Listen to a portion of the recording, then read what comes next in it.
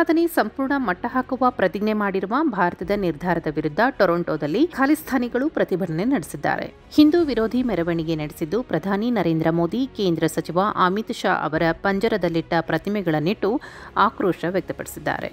ಖಾಲಿಸ್ತಾನಿ ಬೆಂಬಲಿಗರು ನಡೆಸಿದ ಮೆರವಣಿಗೆಯಲ್ಲಿ 8 ಲಕ್ಷ ಹಿಂದೂಗಳನ್ನು ಭಾರತಕ್ಕೆ ಗಡೀಪಾರು ಮಾಡುವಂತೆ ಒತ್ತಾಯಿಸಿದ್ದಾರೆ. ಪ್ರಧಾನಿ ನರೇಂದ್ರ ಮೋದಿ, ಗೃಹ ಸಚಿವ ಅಮಿತ್ ಶಾ ಮತ್ತು ವಿದೇಶಾಂಗ ಸಚಿವ ಎಸ್ ಜೈಶಂಕರ್ ಅವರ ಪ್ರತಿಮೆಗಳನ್ನು ಹೊಂದಿರುವ ಜೈಲಿನ ಅಣಕು ಹೊಂದಿರುವ ದೊಡ್ಡ ಟ್ರಕ್ ಕೂಡ ಸೇರಿತ್ತು.